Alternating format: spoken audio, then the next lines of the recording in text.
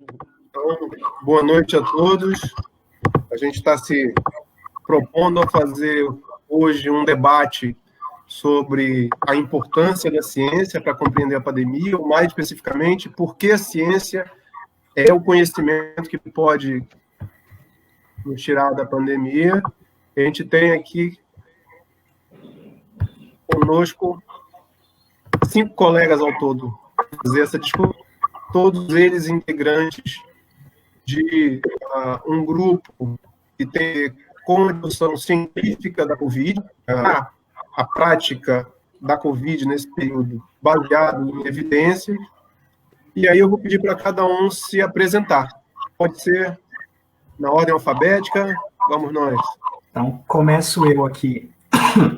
Começo com A, né? Em seguida, o professor Arley.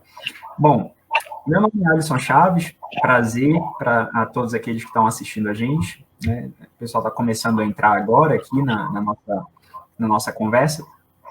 Eu sou enfermeiro de formação, né, formação clínica, formei pela Universidade Federal do Amapá, mudei para São Paulo, e aqui eu fiz o meu mestrado e o doutorado na área de microbiologia e imunologia. Minha área de expertise é micologia médica, bioquímica e biologia molecular de fungos de importância médica. Então, o meu campo de atuação é a microbiologia e imunologia, essas duas coisinhas juntas, né? Bem o que a gente está vivenciando hoje. E vamos ver no que a gente consegue contribuir com essa nossa discussão de hoje. Professor Arley. Beleza. Meu nome é Arley Costa, eu fui professor da Unifap durante um tempo. Hoje eu estou como professor da Federal Fluminense, psicólogo de formação, com mestrado nesta área também, da psicologia, com doutorado em ciências. E durante muito tempo trabalhei com metodologia científica. Então, durante o período trabalhei nos três programas da pós-graduação aí da Unifap, discutindo ciência, no de saúde, no de biodiversidade e no desenvolvimento regional. Então, essa discussão de metodologia científica ou da epistemologia científica também são questões que me interessam para a gente tentar compreender o mundo, como ele se estabelece, como a ciência pode ajudar a compreender o mundo. Então, a tentativa hoje é justamente brincar com esses conceitos que vêm desse campo aí. Paulo. Olá, pessoal. Boa noite. Meu nome é Paulo Pacheco Júnior. Eu sou biólogo, doutor em entomologia pela Universidade de São Paulo. Assim como o professor Arley, também epistemologia e as questões fundamentais da ciência sempre me interessaram. Eu trabalho na linha de pesquisa de ecologia comportamental e de interações entre insetos, plantas, com foco em formigas e em abelhas. Atualmente, estou como professor temporário da Universidade do Estado do Amapá. Então, eu espero que a gente consiga conduzir essa live de maneira mais clara possível para a gente tentar discutir algumas questões pontuais e fundamentais da ciência. A gente está precisando disso. Sérgio. Boa noite a todos. Meu nome é Sérgio Rodrigues Filho. Eu sou biólogo, com mestrado em biodiversidade tropical. E atualmente eu faço doutorado em Lisboa, em biologia e ecologia das alterações globais. Estou de licença, da universidade que eu trabalho. Eu trabalho também, como Paulo, na Universidade do Estado do Amapá, no colegiado de engenharia ambiental. E as minhas linhas de pesquisa também são envolvidas com insetos. Eu trabalho desde entomologia forense, ecologia de comunidades, e mais recentemente tenho desenvolvido trabalhos relacionados à biologia da invasão. Então, nós estamos aqui hoje, é uma honra para mim estar com os colegas. Nós nos conhecemos há mais de 10 anos, e a gente espera, a partir das nossas conversas, contribuir com o debate científico relacionado não somente à pandemia, mas também a outros temas que estão em voga na ciência atualmente. Beleza. Eu penso que a gente pode ir fazendo um bate-papo mais solto, tentando, coordenando, um fala, o outro vai pegando na sequência, mas a gente poderia abrir com uma pergunta bem geral que ajuda a pontuar tudo, que é o porquê.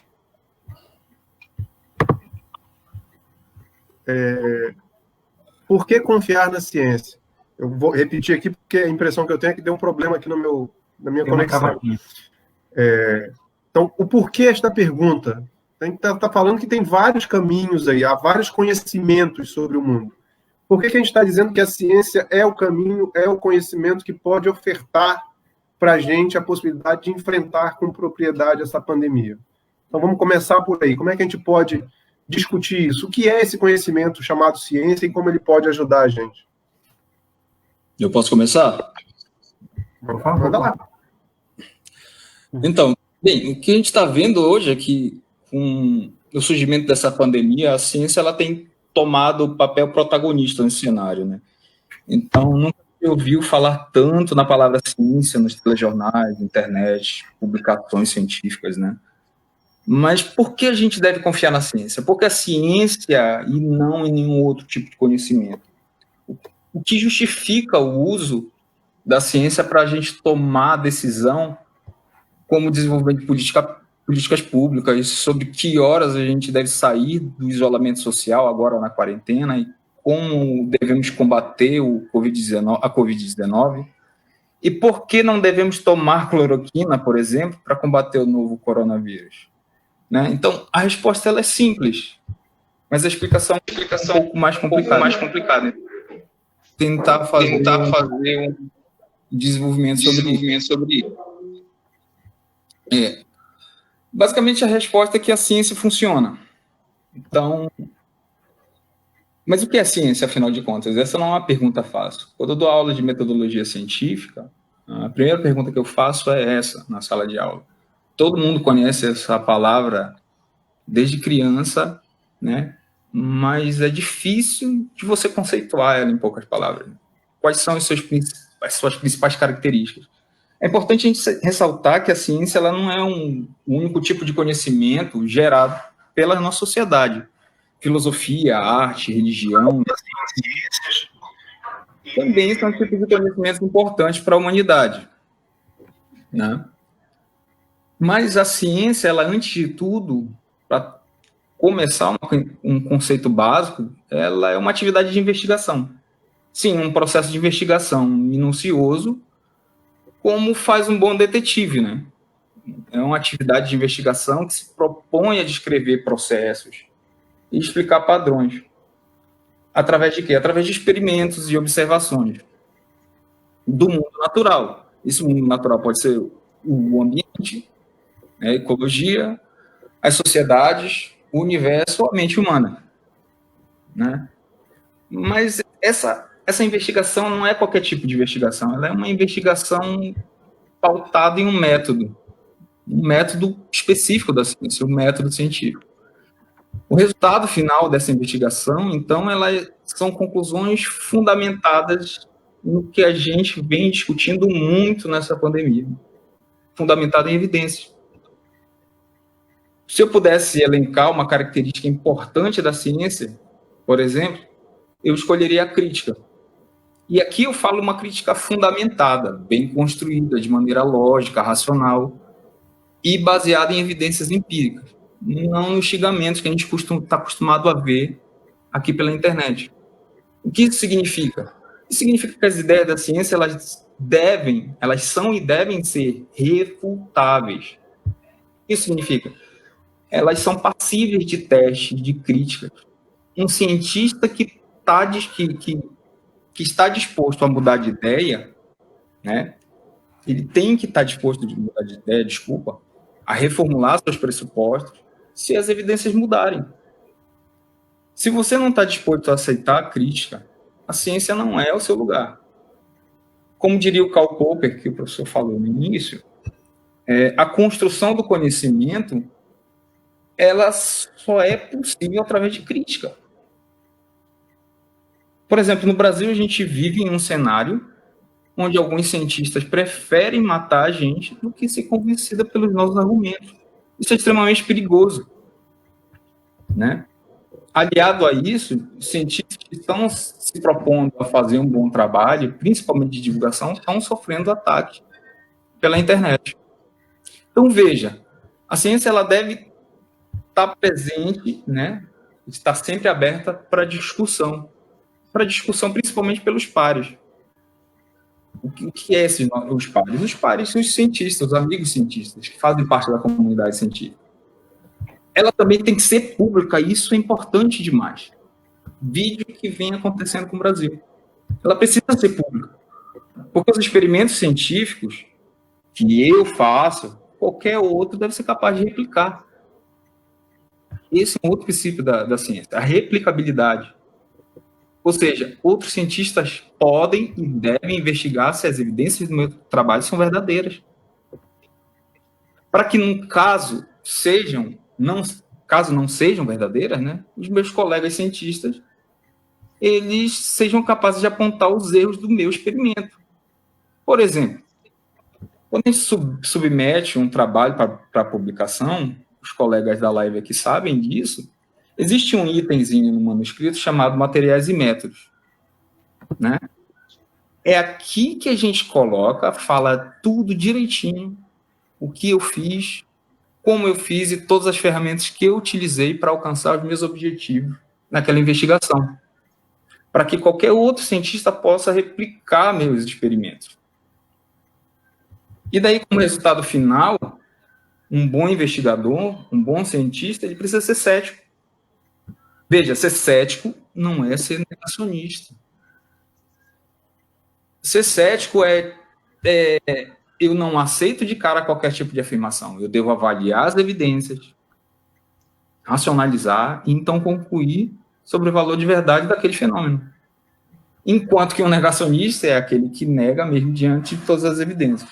A gente tem pessoa que nega que a Terra é esférica, geóide, né, para ser mais preciso, que nega a eficiência e segurança das vacinas, que negam a teoria evolutiva e que negam as evidências dos benefícios do isolamento social para frear a disseminação do novo coronavírus.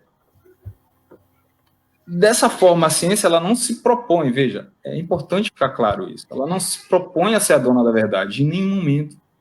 A ciência não é dogmática. O que a ciência procura é chegar mais próximo da verdade e não da verdade absoluta. Como eu falei, né, ela deve mudar suas ideias, a gente deve reformular conceitos, fundamentos, postulados, caso seja demonstrar que a gente está errado, caso as evidências mudem. E como as evidências mudam? A gente fica nesse jogo de lá para cá? Não. Se for demonstrado que eu estou errado, eu preciso mudar. Se for demonstrado de maneira com rigor científico, eu preciso mudar, né? Então, como essas evidências mudam? Elas mudam com o próprio desenvolvimento da ciência, através da tecnologia. Vou pegar um exemplo da minha área. Provavelmente, o Gregor Mendel, das ervilhas, não formulou o conceito exato de gene porque não teve acesso ao material genético do seu objeto de estudo. Isso, final do século XIX, eu acho, né? Alguém me corrija se eu estiver errado. Mas hoje a gente sabe que são os genes responsáveis por carregar essa informação hereditária. Então, a ciência, ela se propõe a chegar o mais próximo possível da verdade com as ferramentas e tecnologias que a gente tem disponível naquele momento. Então, vejam, só para fechar e não parecer que eu estou falando sozinho, diante de todas essas características, a ciência é feita de maneira coletiva. Existe um consenso científico sobre determinado tema, né, que ele passou pelo crivo não só da experimentação científica, mas da crítica dos pares. Por exemplo, há um consenso científico de que o aquecimento global existe e é provocado pelo homem. Ponto. Existe um consenso científico de que vacinas não causam autismo e de que o novo coronavírus, o SARS-CoV-2, não é uma arma biológica fabricada pelos chineses para destruir a economia mundial para eles tomarem conta. Isso não é questão de opinião. Não é uma torcida entre cloroquiners e anticloroquina. Os cientistas não votam se a fosfetanolamina funciona ou não para curar o câncer. Não é uma campanha para eleger o melhor antibiótico. O que a gente faz? A gente faz estudo, testa hipótese e a gente conclui baseado em evidências que devem ser contestadas, devem passar pelo crivo da comunidade científica.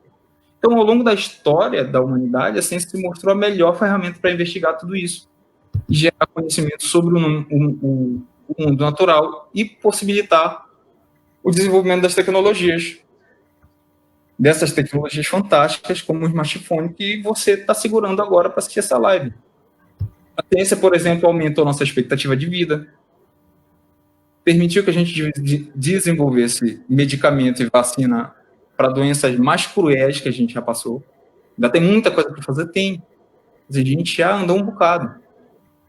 E está ajudando a gente a combater esse novo vírus, o novo coronavírus, em uma velocidade que a gente nunca viu na história da humanidade.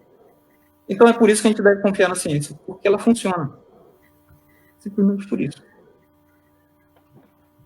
Vamos aproveitar daí, vamos seguir aí. Se a lógica é de quem funciona, se a gente tem um conhecimento que funciona, que está dando resultados, por que a gente consegue... Por que a gente consegue... É o Ivagner. Ivagner, você tem que fechar a página do Facebook, deixar aberto só da nossa live. Só da nossa live. Deixa eu ver aqui. Já? Vamos nós. Deixa eu ver se eu consegui. Então, se a gente tem esse cenário, por que a gente acaba tendo esse enfrentamento, como foi dito aí?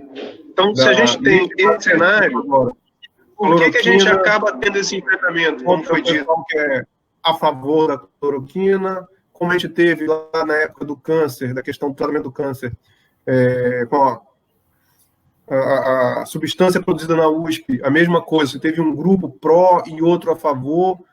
Por que a gente tem esses enfrentamentos? Como é que... Por que isso não se resolve mais tão diretamente assim? O que entra, o que atravessa a produção do conhecimento científico que não permite que isso chegue mais prontamente para as pessoas? Eu acho que posso comentar isso, mas eu só queria que o Ivagner se apresentasse. A substância... Faltou ele se apresentar para o pessoal. Que abriu seu microfone, Wagner. Ok, me escutam agora? Agora certinho, estamos ouvindo. Estão me escutando? Agora certinho, estamos ouvindo. Ok. Primeiro é uma honra enorme participar dessa live. Né? Aproveita quem está seguindo aí, assistindo a gente, a seguir a página Saúde Baseada em Evidências. E continuando, é uma honra estar aqui com vocês nessa live com o professor, né, professor Arley, né, hoje da Universidade Federal Fluminense, né, o professor Dr. Alisson Costa, né, microbiologista, né, estudou bastante nessa área, e o professor Sérgio, da UEAP, juntamente com o professor Paulo Pacheco. Então, agradecer a todos vocês, dizer que para mim é uma honra estar compartilhando essa live com vocês aqui nesse momento. Sou enfermeiro do Hospital Geral, da Secretaria de Saúde, cheguei a trabalhar na área, no meu mestrado, na parte de genotoxicidade e antigenotoxicidade de fármacos, né, e, né, considerando o momento que a gente vive, nunca se precisou discutir tanto ciência como hoje, né, a gente sabe das fake news, a gente sabe de movimentos anticientíficos, então eu acho que se faz necessário aqueles que receberam de alguma forma essa educação científica e entendem a importância da ciência no combate ao novo coronavírus, que possam se manifestar e realizar esses momentos para que a gente possa, de fato, trazer informação valiosa, informação científica, ou seja, informações com base em evidências, e de alguma forma, combater a enxurrada de fake news, né, de pseudos cientistas, né, e tentar levar informação confiável. Eu sempre digo que a falta de conhecimento, né, ou informação que não que é fake news também pode levar à morte, não somente o vírus, mas informação errada também pode levar à morte. Então, o nosso objetivo hoje é aqui esclarecer muito de como a ciência pode e é a única capaz de enfrentar o novo coronavírus.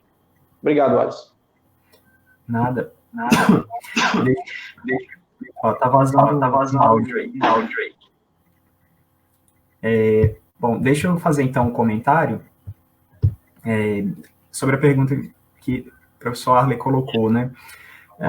O que acontece para a gente acabar criando a impressão de torcida, né, de lado, quando aparece alguma polêmica?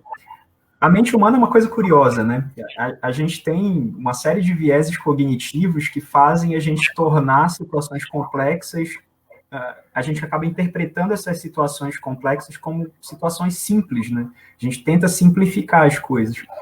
E aí, nessa nossa tentativa de simplificar, a gente acaba criando sempre dois lados, né? Uma lógica meio maniqueísta de achar o seguinte: surgiu uma medicação, alguém fez uma descoberta, seja de uma medicação, de um tratamento, né, alguma coisa importante que vai ter um impacto grande, é o que a gente está vendo hoje acontecendo durante a pandemia.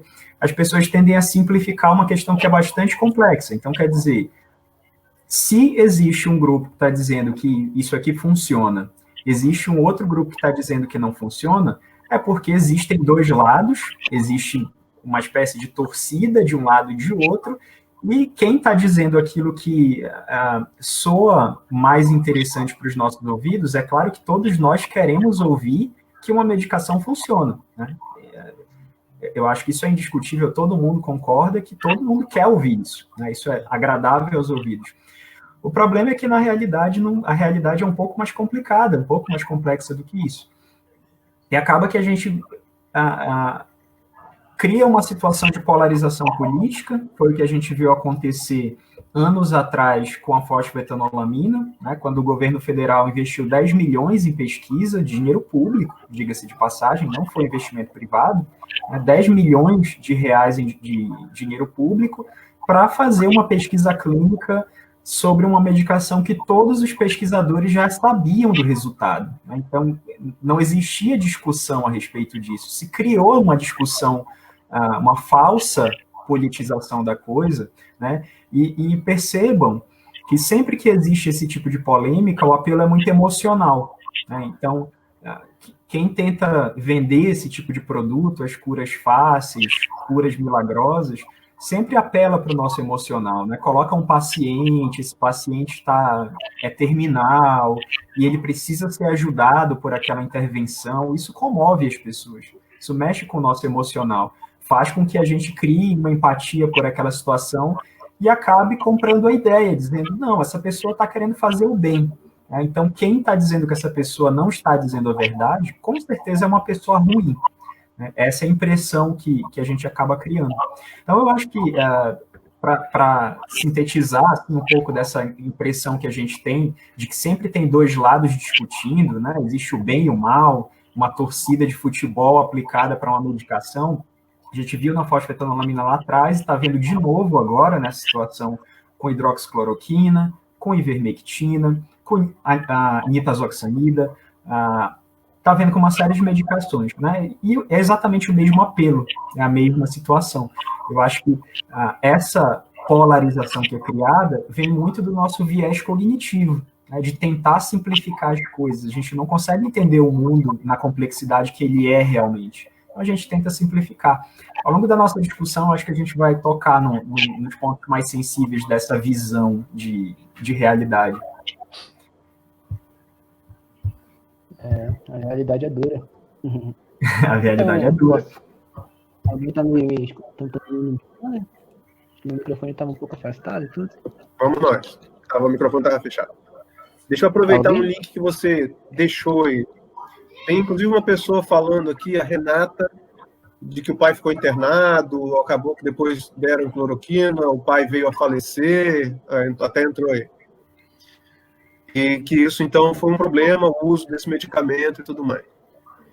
A gente está vendo vários protocolos, vários medicamentos sendo utilizados. O Paulo, na fala dele, falou que uma das características que distingue a ciência como conhecimento, então a gente vai ter vários tipos de conhecimento, cada um deles com a sua validade, mas aquilo que distingue a ciência como conhecimento é essa possibilidade dela se lastrear em evidência. E o fato dela ter métodos para chegar a essas evidências. Então, quando a gente vai falar de método aqui, a gente tem que pensar o que é um procedimento metodológico que permitiria dizer que um determinado procedimento ou que um determinado medicamento é eficaz em comparação com o outro? Como é que a gente pode pensar um procedimento? Onde é que entra o duplo cego aí? O que seria o duplo cego? Como é que ele ajuda a entender isso? Como é que isso produz resultados que são mais confiáveis? Onde é que entra a estatística aí? Para a gente não ficar naquela história da observação puramente clínica. Tenho um paciente, eu tratei com um medicamento, ele melhorou, e então eu começo a dizer que o procedimento que eu usei ou o medicamento que eu usei deu resultado. Quem quer pegar essa deixa aí? Professor, eu gostaria de fazer só uma observação aí, eu acho que depois o pessoal pode complementar, sobre a questão da informação, né, e do valor da informação que a ciência nos dá como resultado, né? Estão me ouvindo?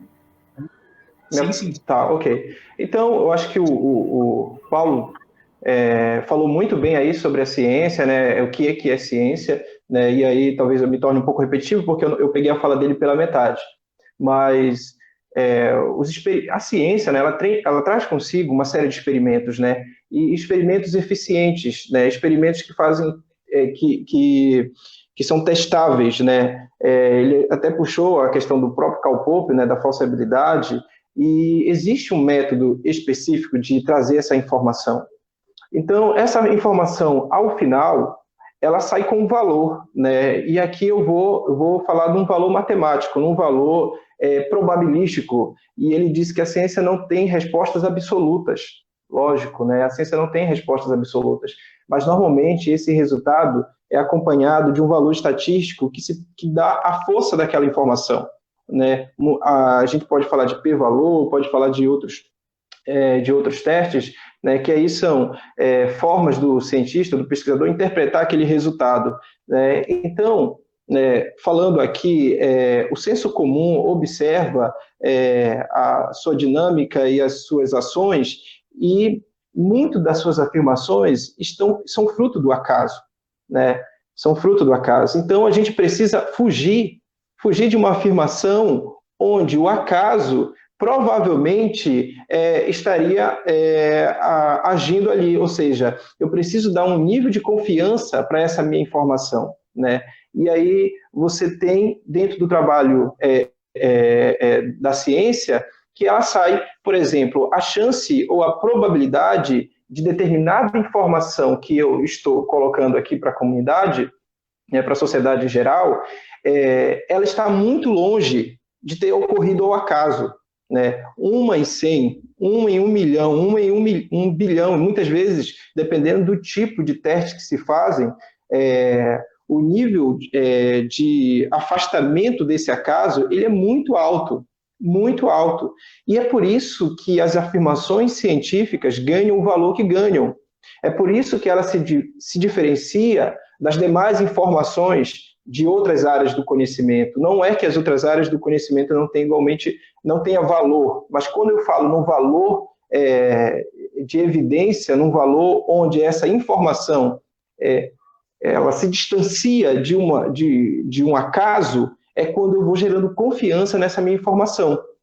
Então, daí nós temos robustos métodos estatísticos, né, e que podem te precisar, numa afirmação, numa hipótese que você construiu anteriormente, de quão longe está essa informação do acaso, de quão longe está de, se você ter feito isso aleatoriamente, isso poderia ter ocorrido, mas, inclusive, a gente poderia, de repente, pensar numa live só para trabalhar como muitas das informações do senso comum acredita, né? E a gente vê que a ciência dá uma resposta muito distante de uma possibilidade que seria o acaso. Uma pergunta seria, a hidroxicloroquina, né, ela tem eficiência, né, a sua ação é segura em pacientes no início do tratamento? Então, a partir dessa hipótese, os testes foram desenvolvidos e observou-se que a resposta era nula, que ela não tinha ação, mas não é uma resposta qualquer. É uma resposta com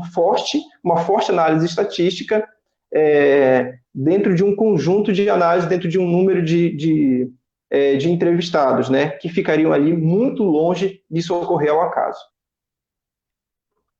Eu acho que se alguém quiser complementar, era um pouco do que eu queria dizer. Não, eu posso falar alguma coisa sobre a pergunta do professor e sobre o comentário do Wagner. Então, os métodos que nós criamos na ciência, eles não são métodos criados ao acaso, né? Pegando a palavra que o Wagner tem utilizado aí na fala dele. Os métodos são Sérgio, criados eu vou solicitar só que você... fugir. Sérgio, desculpa. Alô? Desculpa te interromper, eu vou pedir só para você falar um pouquinho mais alto, que está baixo. Aí. Tudo bem. Obrigado. Tá, tudo bem. Tá para ouvir agora? Tá para ouvir bem? Melhorou. Tá. Então, os métodos que nós criamos na ciência, eles estão para fugir das nossas impressões pessoais. Né? A ciência nada mais é do que o melhor método para tentar reconstruir o mundo real. Então, na necessidade de nós criarmos um método que seja suficiente para a gente gerar uma evidência que seja confiável, né, a gente cria grupos diferentes para analisar a diferença entre esses grupos. Né? Então, o método duplo cego ele surgiu dessa lógica de você tentar fugir, né, das chamadas evidências anedóticas, que são aquelas evidências baseadas na sua impressão pessoal do mundo. Uma coisa é você ter 1, 2, 3 casos em que você medica o paciente e essa medicação aparentemente funciona. Outra coisa é você ter um estudo com um N amostral, né, com um número de pacientes volumoso, em que você mostra, né, que já não existe mais uma evidência robusta, né, e forte o suficiente para justificar a utilização daquele medicamento. Então, o método duplo cego, ele nasceu nessa lógica, ele é um método para você criar, né, grupos diferentes amostrais e tentar entender como é que funciona como é que funciona, né, um remédio sobre um determinado paciente. Então você cega, né, essa é uma expressão que a gente utiliza, você cega tanto os médicos que estão fazendo parte do estudo, né, que são os autores, não dizendo a eles quem é que vai receber uma pílula de medicamento que funcione, né, e quem vai receber um medicamento placebo, que é basicamente uma pílula de farinha, né, e cega também o lado dos pacientes, não dizendo a eles quem é que vai receber, né, esse remédio ou não. Então, isso afasta qualquer tipo de impressão pessoal que nós tenhamos, né, em relação aos estudos que podem ser feitos sobre qualquer tipo de ação medicamentosa, né, que a gente tenha. Uma coisa que eu gostaria de conversar sobre a fala do professor Allen anterior é sobre a incompreensão do que seria um trabalho científico, né? Quando a gente vê um livro acadêmico, quando a gente vê um artigo publicado, a gente não tem exatamente uma noção de quanto trabalho que deu para fazer aquilo. A gente olha um artigo publicado, nossa, não sei o que, a maioria das pessoas, né, que a gente conhece, infelizmente, não lê um artigo científico, né? E a gente, às vezes, também não se dá o trabalho de explicar que aquilo deu muito trabalho, né? De que aquilo atendeu a um ritmo próprio, que é o ritmo da ciência. E o ritmo das pessoas que trabalham com pesquisa, com ciência, ele é baseado no número de erros e acertos que a gente tem durante o processo de construção do trabalho, né? Então a gente erra muito para ter esse produto final chamado artigo científico, né? Para ter esse outro produto final chamado livro acadêmico. A gente erra muito mais do que acerta. E às vezes a incompreensão de como é a nossa dinâmica pode fazer com que a gente, mais uma vez, né, gere uma expectativa sobre a ciência que está rolando agora no momento, que não condiz com o mesmo ritmo das nossas inquietações. Ou seja, né, a ciência ela não vai responder ao ritmo das nossas inquietações pessoais, ela vai responder ao seu ritmo próprio, errando muito mais do que acertando, né? Então, é impressionante como a gente vê agora na pandemia o número de projetos, por exemplo, de divulgação científica e o número de palestras online que tem surgido, né? São os cientistas finalmente se aproximando do público. Então, essa distância entre ciência e sociedade também reflete a distância que a gente vê entre ciência e gestão pública. E a gestão pública, na ânsia, né, de atender a essas inquietações pessoais da população, acaba recorrendo a soluções, às vezes, mais apressadas e diferentes do que dita, né, o ritmo da ciência. Então, esse também eu acho que seria um dos motivos aí para que ocorra, né, esse problema, né, de não compreender exatamente o que o método científico quer dizer. Enfim.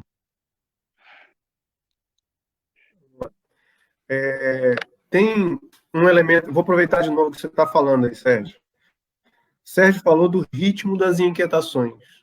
A pandemia, ela trouxe as inquietações num volume e numa velocidade absolutamente enormes, porque ela afetava a saúde, a possibilidade do indivíduo vir a morrer, a economia, o modo de vida que a gente tradicionalmente tem. Então, a pandemia traz um conjunto de inquietações que vem num volume excessivo e com uma frequência extremamente alta na busca de soluções. Isso talvez tenha ajudado nessa busca assodada por protocolos e por medicamentos, que a gente vem falando aí há pouco, né?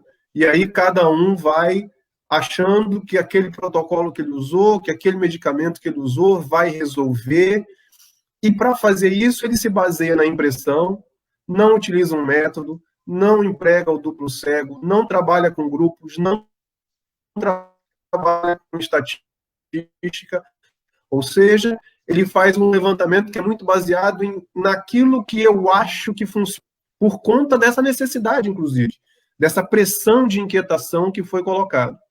Eu gosto de brincar com uma analogia, que é a do cara que espanta o leão na Amazônia. Vou falar aqui e aí daí a gente trabalha. Então, basicamente, você tem um sujeito, um ribeirinho, e ele tem na porta da casa dele um totem, e todo dia, numa certa hora do dia, ele vai, pega aquele totem e constrói todo um ritual. E aí, o indivíduo chega e pergunta para ele assim, mas por que você tem esse totem na frente da sua casa e você executa esse ritual cotidianamente? E ele diz assim, eu tenho esse totem e faço esse ritual porque o totem mais o ritual impede que os leões se aproximem da minha casa.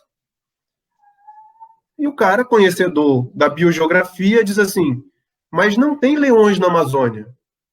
A Amazônia não é um lugar onde tem leão. Nós temos onça, nós temos outros animais, mas não temos leão. Ao que o cara responde, viu como funciona? Né? Então é um pouco essa lógica que eu queria fazer o paralelo entre esse viu como funciona com essa velocidade com que a gente tem assumido protocolos e medicamentos como soluções sem efetivamente colocá-los à prova. Eu queria ouvir vocês um pouquinho sobre isso. PJ, você quer comentar um pouquinho sobre essa coisa da causalidade, né?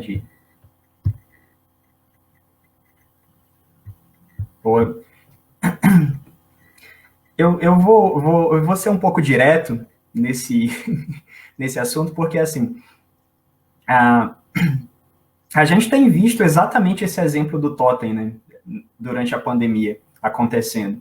Então, quer dizer, o discurso é mais ou menos o seguinte, eu tenho uma intervenção clínica para ser aplicada, empregada em um determinado número de pacientes. Essa intervenção clínica não tem evidência de que vá funcionar, mas também ninguém acredita muito que vá fazer mal. Então, é uma evidência ali, não tem muita evidência na realidade, né? É uma intervenção que está sendo colocada ali como inócua, está sendo apresentada para o público como inócua. Tem algumas questões aí que a gente precisa ponderar, né, quando a gente vê esse tipo de discurso. A primeira é a seguinte, quando se trata de intervenção médica, né, e aí, aqui eu quero fazer um parêntese para esse assunto especificamente, né, outros tipos de intervenção a gente pode fazer outras abordagens, mas quando se trata de intervenção médica, a primeira coisa que a gente tem que pensar é o seguinte, esta intervenção, ela tem benefício clínico? Esse é um ponto importante. E aí você pode se perguntar o seguinte, bom, não, mas não seria mais interessante a gente se perguntar primeiro se é seguro, depois ver o benefício? Não exatamente, não necessariamente. E pontuo algumas questões aqui para a gente ponderar sobre isso. A gente vive no Brasil, na América Latina, a Amazônia alguns estados do Nordeste são endêmicos, até Minas Gerais, aqui no próximo aqui já do Sudeste, até Minas Gerais a gente tem uma região que é endêmica em leishmaniose. Eu vou colocar isso aqui na discussão só para a gente ter uma ideia de um comparativo. Né? Por que a gente aplica um raciocínio para algumas coisas, mas esse mesmo raciocínio a gente não quer aplicar para as outras? Então, a gente tem no Brasil vários estados que são endêmicos para leishmaniose, e a gente tem basicamente 2 medicações somente para tratar leishmaniose nesse país. Uma é o glucantime e a outra é a anfotericina B. O glucantime é uma medicação extremamente cardiotóxica. Tá? Ela é muito cardiotóxica. Então, o paciente que usa essa medicação tem que fazer acompanhamento ambulatorial com eletrocardiograma. Isso é mandatório. Do outro lado, a gente tem a anfotericina B, né, que é uma medicação mais forte para os casos mais graves de leishmaniose visceral. E aí, essa medicação não pode ser feita ambulatorialmente. O paciente tem que estar internado para fazer esse regime terapêutico. E aí, ela é extremamente nefrotóxica. Então, quer dizer, ela também tem um prejuízo grande para o paciente. Qual que é o ponto aí que chama a nossa atenção? É que essas 2 medicações, embora sejam cardiotóxica ou nefrotóxica, né, elas têm um benefício clínico que suplanta o risco. Ou seja, o raciocínio médico, quando a gente fala de intervenção clínica, a gente tem que considerar o seguinte: existe evidência de que esta intervenção traz um benefício que suplanta o risco que está associado com essa intervenção. Não existe intervenção médica livre de risco. Tá? Isso é uma coisa que não existe. Tá? Até mesmo um conselho médico, uma dica de um médico para um paciente pode ter risco. Né? Esse paciente vai ouvir aquilo que o médico diz e vai fazer, muito provavelmente. Então, se o médico recomendar que ele use uma medicação errada, ele vai tomar aquela medicação e vai sofrer as consequências daquilo. Então, não existe, esse é um ponto, né? Não existe intervenção livre de risco. Então, a gente precisa ter a garantia de que existe benefício. Ou seja, o que eu quero dizer aqui, não é possível a gente considerar qualquer intervenção médica que não tenha uma evidência clara de benefício suplantando o risco. Se a gente está falando aqui de hidroxicloroquina, de cloroquina, se a gente está falando aqui de nitazoxanida, de ivermectina, não importa o perfil de segurança dessas medicações nesse primeiro momento. Por que não importa? Porque elas são todas medicações aprovadas e licenciadas, estão no mercado e são usadas.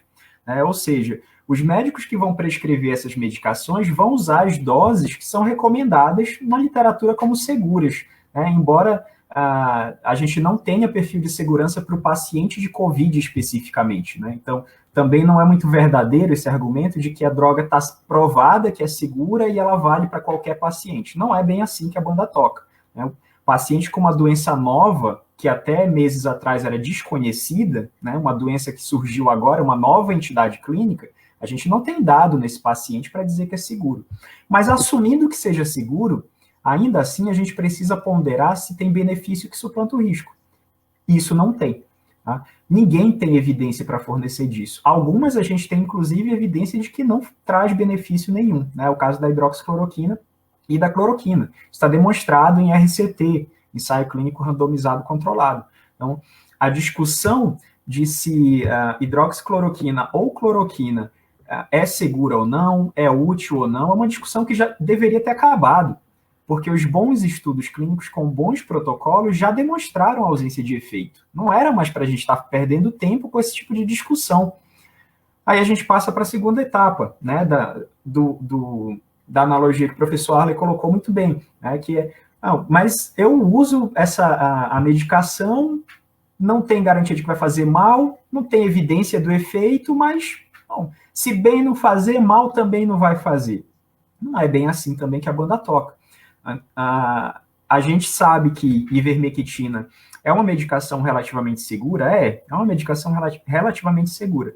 Ela é neurotóxica, né, em doses altas, em uso prolongado e para alguns perfis de pacientes. Então, ela tem risco também, tá? Ela não é 100% segura, como muita gente propaga por aí, dizendo assim, não, é segurança de 100%, não existe risco associado a essa medicação.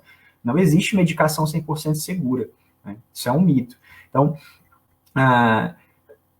desculpem ser muito direto assim com essa questão, mas porque eu acho que ela é uma questão muito sensível e que as pessoas estão discutindo assim no nível como se houvessem evidências para serem discutidas, né? A ivermectina tem evidências ali de que sim, algumas de que não tem evidência, né? Então, está faltando. O que a gente precisa fazer antes de começar a tratar paciente? A gente precisa primeiro fazer o ensaio clínico para mostrar se existe benefício clínico que suplanta risco. Se esse estudo não foi feito, a regra é clara, né, como se usa na analogia do futebol. Não é para usar, não é para dar para paciente. Então, essa é a boa prática de medicina. Isso é medicina baseada em evidência, né? E é assim que se faz para as outras coisas. Por que agora parece que todo mundo esqueceu isso? Porque é uma situação de pandemia, tudo vale, tudo pode ser flexibilizado. Tem uma outra analogia, só para eu fechar esse raciocínio, tem uma outra analogia que é bem válida também. Para aqueles de vocês que estão acompanhando a nossa live e são profissionais de saúde, trabalham em hospital, deem uma olhada nas UTIs dos hospitais e contem os leitos que estão ocupados por pacientes de sepse. O paciente de sepse tem uma mortalidade muito maior do que o paciente grave de COVID.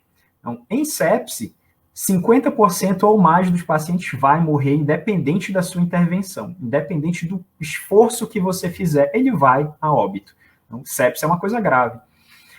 E a gente não está nesse desespero de tentar usar tudo que existe de medicação não provada para tentar salvar o paciente de sepse. O que a gente usa no paciente de sepse? Aquilo que está demonstrado que tem efeito.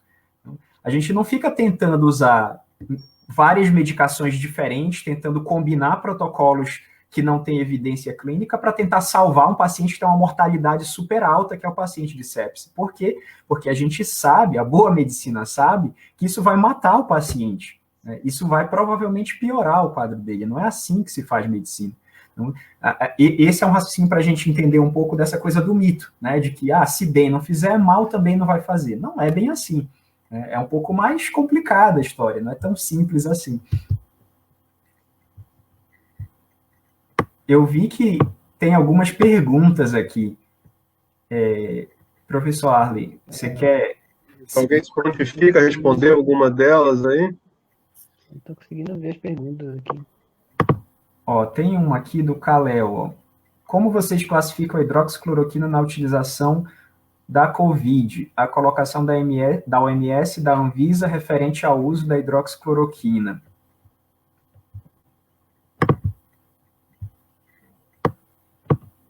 Kalel, a hidroxicloroquina e a cloroquina não é... Eu não sei se nessa minha explicação já foi contemplada essa sua resposta, né? Mas deixa eu repetir isso para ficar fixado, né? Não era mais para a gente estar fazendo essa discussão, né, de se hidroxicloroquina ou cloroquina funciona ou não, se é para usar ou se não é para usar. Já existem bons estudos publicados mostrando que não é para usar, né? Então, não existe benefício que suplanta risco, isso está provado, não é uma discussão, não é, existe aí uma contenda, né? Tem estudos que dizem uma coisa, outros estudos que dizem outra coisa, isso não é verdade. Mas eu vi o estudo. Sim. O que a gente precisa... o que a gente precisa pensar quando vê esses estudos? A gente avalia a qualidade da evidência, tá? Então, não basta ter um estudo publicado. O estudo tem que ter sido avaliado, né? E mais, não basta ele ter sido publicado numa boa revista, né? Você precisa ter olhar crítico para ler aquele estudo e avaliar se ele tem uma evidência de qualidade, se ele usou bons métodos, se ele é confiável, se ele está livre de vieses graves, né, que podem invalidar completamente os achados que estão sendo apresentados ali. Esse foi o caso da maioria dos primeiros estudos que saíram com hidroxicloroquina, né? São estudos cheios de vieses, com erros metodológicos, e que, assim, esses estudos são estudos que não deveriam ser colocados na mídia para discussão, porque são estudos de péssima qualidade. Então,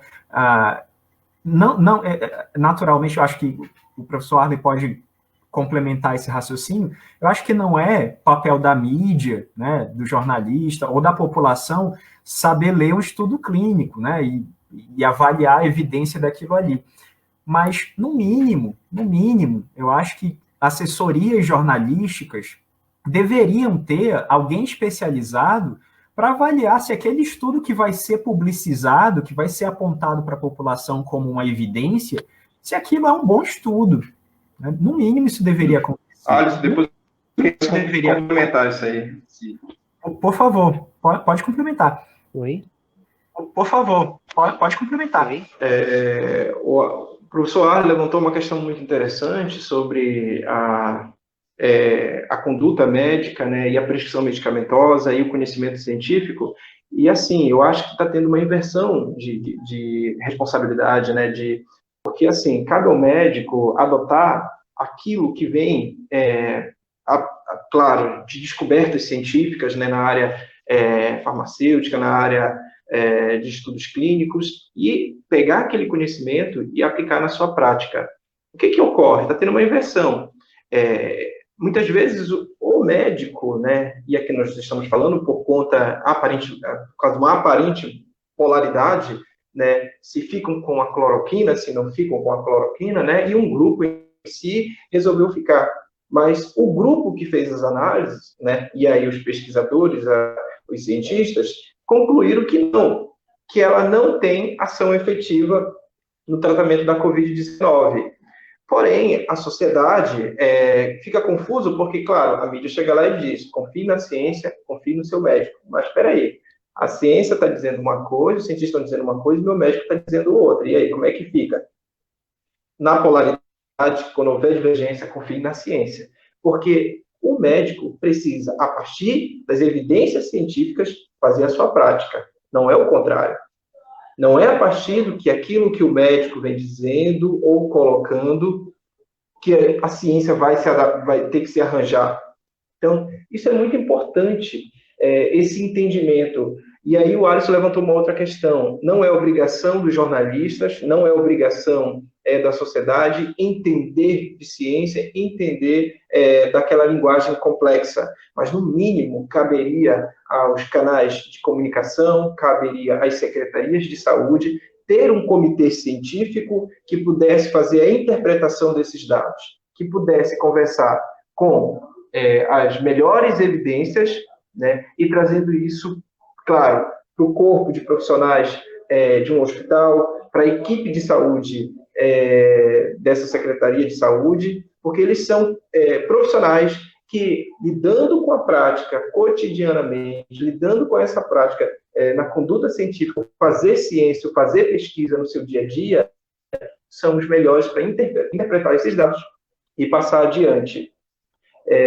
Então, assim, mesmo que quando a gente ouve, né, dos meios de comunicação que devemos confiar em nossos médicos e confiar na ciência, mas espera aí, e quando houver uma polarização, quando houver uma divergência, como está havendo em muitos lugares do Brasil, então devemos ficar com a ciência, porque é ela que traz a informação, como eu disse no início da minha fala, com alto nível de probabilidade de acerto, né? Não é uma verdade absoluta, mas é uma chance de acerto altíssima. Ou seja, quem busca e tem um método específico para encontrar uma informação e transformar essa informação numa prática posterior, seja em qualquer área do conhecimento, seja a medicina, seja a engenharia, né? Seja qualquer área do conhecimento. É a ciência que faz a investigação, né? É a ciência que levanta hipóteses, é a ciência que trabalha justamente para trazer essas informações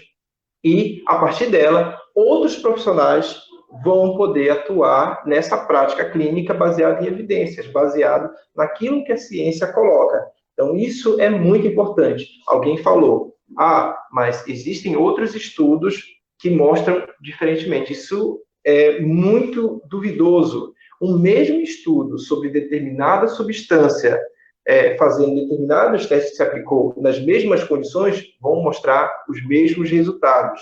Normalmente, essas falas, elas são feitas por pessoas que querem espalhar fake news, porque a ciência, os resultados, inclusive, nós temos aí avaliação por pares, né, como o PJ já levantou aqui, o professor Paulo já levantou, e que mostram que você pode replicar, que vai dar os mesmos resultados. Logicamente, que alguns estudos conduzidos de forma errada, podem levar a resultados duvidosos, né? E aí, a partir de uma análise mais complexa, ou seja, do duplo cego, né, do estudo randomizado, nós vamos ter uma informação com alto valor, né, com um valor extremamente significativo, e a partir disso, esses outros profissionais poderão aplicar esse conhecimento na sua prática, seja o médico na prática clínica, seja os outros profissionais em qualquer outra área. Era isso a minha complementação. Tem algumas perguntas aí, alguém está se perguntando. Fechou aí, Wagner? Opa, beleza. Pergunta, As perguntas estão colocadas nos comentários. Alguém quer falar sobre alguma delas? Eu vou ler, acho que estão mais para cima, e vou descendo na ordem que foram feitas, né? Então, tem uma pergunta aqui do Claudinho Chandelli. Diz o seguinte: o que os senhores estão sabendo da pesquisa em andamento no Brasil com corticoide, metilprednisolona, protocolo colapso, utilizado segundo médicos participantes dessa pesquisa, com sucesso em Belém? Eu acho que eu posso responder essa pergunta aqui do Claudinho Chandelli. Claudinho, vamos lá. Existe uma discussão antiga já sobre o uso de corticoide em síndrome respiratória aguda grave e pneumonia, né, que são duas coisas diferentes, é importante que fique claro isso. Né? Síndrome respiratória aguda grave não é sinônimo de pneumonia, são duas entidades clínicas distintas, tá? São coisas diferentes. E assim, na maioria dos consultórios, existe a crença, né, que também não é muito fundada em evidência, de que corticoide trata todas as doenças, todos os males respiratórios. Então, se é doença inflamatória pulmonar, o corticoide é a melhor opção. Não é bem assim também, né? Existem, isso também não é questão de opinião de médico, de assim, eu quero uma segunda opinião de médico XYZ. Tem estudos clínicos que mostram isso. Né? Então, esse é um problema que a gente precisa superar. Né? A gente precisa passar a usar aquilo que existe de evidência para que a gente não precise ficar mudando de opinião todo dia, né? Que é o que acontece nos consultórios. Então, existe evidência de benefício clínico para tratamento de pneumonia em casos graves, né? Pneumonia de paciente internado com corticoide. Evidência ok, checada, meta-análise do Centro Cochrane, é a melhor referência para meta-análises que a gente tem, tá? Dentro da medicina, não é em um lugar específico ou outro, é dentro de toda a área da medicina, o centro de referência para estudar meta-análises é o Centro Cochrane. E lá existe uma meta-análise publicada mostrando que existe evidência, né, de redução de mortalidade em pacientes com pneumonia tratados com corticoide. Esse mesmo benefício não está presente quando o paciente de pneumonia é um caso leve, né? Ou seja, é uma pneumonia adquirida na comunidade e que não agrava. Esse paciente não vai se beneficiar do uso de corticoide. Então, isso é uma coisa que precisa ficar claro. Quando a gente fala de síndrome respiratória aguda grave, que é um dos eventos que vai acontecer no paciente com Covid-19, a síndrome respiratória aguda grave também existe uma discussão se o paciente vai se beneficiar ou não de corticoide. Essa discussão é válida na clínica, né, porque existem várias evidências experimentais pequenas de bancada, mostrando modulação, né, de resposta imune, mas os estudos clínicos grandes não mostram grande benefício. Então, por exemplo, quando a gente trata a síndrome respiratória aguda grave causada pelo vírus influenza H1N1, né, pandêmico de 2009, não existe benefício clínico. Então, o paciente que é tratado com corticoide, independente da fase, e tem síndrome respiratória aguda grave, e essa síndrome é causada pelo vírus influenza tipo A, ele não vai se beneficiar do corticoide. Vamos falar agora do nosso vírus atual, que é o SARS-CoV-2, né, que está causando aí Covid-19. Qual a evidência que a gente tem nesse paciente? Acabou de sair o estudo Recovery, tem poucas semanas, umas 3 semanas mais ou menos, que saíram os primeiros resultados. Está em pré-print, ainda não foi publicado, mas a gente tem bons indícios de que é um estudo de qualidade, né? Um estudo livre de vieses que comprometam, né, o resultado, a validade dos resultados finais. E no Recovery, nesse ensaio, ficou demonstrado que o paciente de COVID que precisa de suporte ventilatório, né, esse paciente que precisa de oxigênio suplementar ou que ele vai ser entubado, vai para ventilação mecânica, esse paciente vai ter uma redução de mortalidade. Ele tem benefício clínico, claro, do uso de corticoide, mas não é qualquer uso de corticoide. Então, são baixas doses de corticoide. Tá? Então, é uma dose menor do que a dose usual de corticoide. E o paciente que está na fase leve da doença, não existe benefício clínico para ele. Ou seja, o que é importante ficar claro aqui? Muita gente tem feito isso, não é só no estado do Amapá, ou lá em Belém, lá no Pará, né? Vários estados têm feito isso, de tentar prevenir, né? Evitar que o paciente agrave, tratamento precoce. Não existe evidência de que isso vai beneficiar o paciente, pelo contrário, existe evidência de que não há benefício. O Recovery mostrou que o paciente, na forma leve da doença, ele não tem benefício e também não vai progredir para uma forma grave, se você não fizer o corticoide. Então, isso é preciso ponderar, né? Olhar para a evidência e seguir aquilo que a evidência diz, que ela aponta. Então, não adianta tratar todo mundo que tem suspeita de COVID com corticoide profilaticamente, achando que isso vai reduzir mortalidade, que isso vai reduzir internação em UTI. Não vai. A evidência demonstrou, isso está demonstrado num grande RCT, tá? No Recovery. Então, existe evidência de benefício clínico do corticoide, Claudinho? Existe.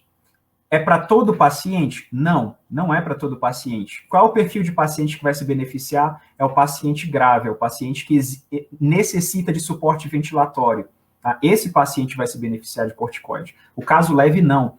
Portanto, faz sentido fazer dose profilática, fazer tratamento profilático com corticoide para evitar agravamento? Não, não faz. Não existe sentido nisso.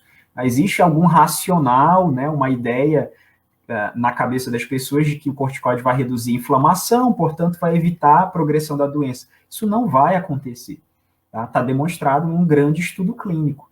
Então, embora as coisas pareçam simples na nossa cabeça, quando a gente extrapola isso para o mundo real, coloca no paciente, livre dos vieses ilusórios que são os nossos sentidos, né, a minha experiência pessoal, eu tiro isso do jogo e coloco a natureza para avaliar isso para mim, a gente vê aonde que está o benefício real da coisa, né, e em que tipo de paciente tem benefício. Ficou claro? Eu vou passar...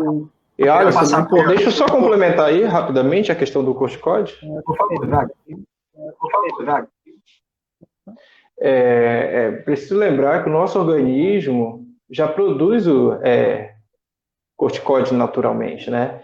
E a partir do momento que alguém faz uso indiscriminado de corticoide, o organismo deixa de fazer essa produção natural. E com isso vem uma série de consequências, né? Tem gente que pensa que pode usar o corticoide como uso um analgésico, por exemplo. Eu vou tomar aqui, né, e vai ficar fazendo uso.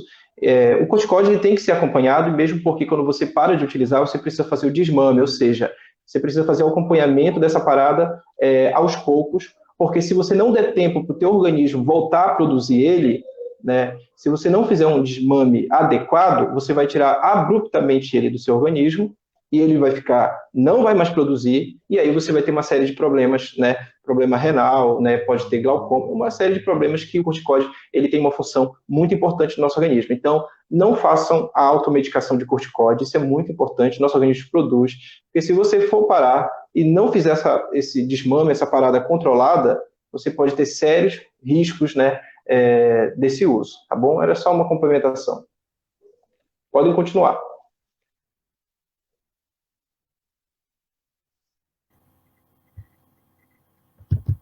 O importante aí na fala de vocês, principalmente no que o Alisson falou, é de como as duas coisas podem tabelar, mas elas não podem ser empurradas numa direção só. Ou seja, quando você fala que alguns medicamentos têm alguns efeitos conhecidos e que eles podem vir a funcionar, isso é uma possibilidade. E em ciência isso vai ganhar a conotação de hipótese. Com a hipótese, aí eu vou pensar um instrumento científico, uma metodologia apropriada, com o duplo cego, como já foi dito, com o meu grupo experimental, com mais de um, se for necessário, né? Então, com grupos experimentais, com o grupo controle, aí eu vou usar o placebo, vou usar a substância. E aí, no momento em que eu faço isso, eu vou conseguir resultados que vão poder me dizer se aquilo que estava pensado de forma mais simplista, que foi hipotetizado, efetivamente funciona ou não. Porque na medida em que a gente fica simplesmente com a impressão da clínica e não leva isso para fazer a testagem científica, a gente cai lá no caso da analogia que a gente estava falando. É o cara que usa o totem e o ritual e acha que funciona, mas ele nunca parou para verificar se funciona de fato. Ele nunca ficou dias sem utilizar para ver se, por exemplo, quando não utiliza, um leão se aproxima. Né? Resgatando a analogia que a gente fez lá no início. Daí a importância do método, é quando a gente consegue enxergar melhor. E daí as preocupações que acabam se colocando com vários dos protocolos e com vários dos medicamentos que estão sendo utilizados dessa forma. Confunde ainda mais, porque a Covid ela é uma doença com alto contágio e que desenvolve quadros graves no percentual muito baixo. Então, muita gente que acaba contaminado, tomando ou não tomando medicamento, ia ficar bom. Mas como ele acredita, porque ele foi dito, ou porque o médico adota um protocolo que não tem respaldo, mas que ele acha que funciona, e o indivíduo toma e ele melhora, e ele diz, eu melhorei porque eu tomei aquilo. Só que não tem controle. Fazendo outra brincadeira e outra analogia, é como dizer o seguinte, meu amigo, você comeu feijão nesse período também. Então a gente pode dizer que foi o feijão que curou você? Certo? Então, se eu não tenho controle, eu não posso dizer quais das variáveis, quais dos elementos que efetivamente fizeram. E por isso que surge tanta coisa aí, né? Tem gente propondo cura para a Covid com limão, gente propondo cura da Covid com alho, com cloroquina, com hidroxicloroquina, com ivermectina.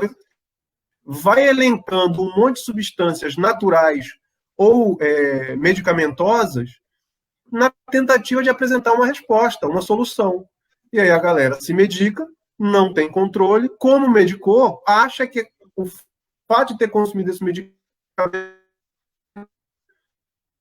foi o fato, a razão pela qual a doença não atingiu situações piores, não complicou, travou. Mas não dá para saber essa questão. Ou a gente faz controlado, ou a gente vai continuar utilizando práticas sem saber. E aí, como disse o Alisson lá atrás, a gente fica no se mal não faz, se bem não faz, mal também não faz, então toca o barco. E a gente sabe que não é verdade. Alguns dos medicamentos propostos aí, eles produzem mal, efetivamente produzem mal.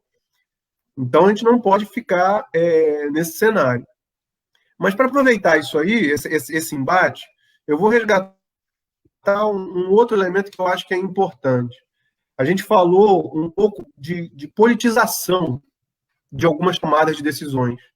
Da politização da ciência, da politização de medicamentos, da politização de protocolos. E aí, quando a gente lembra das discussões de epistemologia de ciência, a gente vai ter dois grandes teóricos mais modernos, o Popper por um lado e o Kuhn pelo outro. E eu acho que os dois, a situação atual nos ajuda a entender um bocado os dois hoje. Por quê?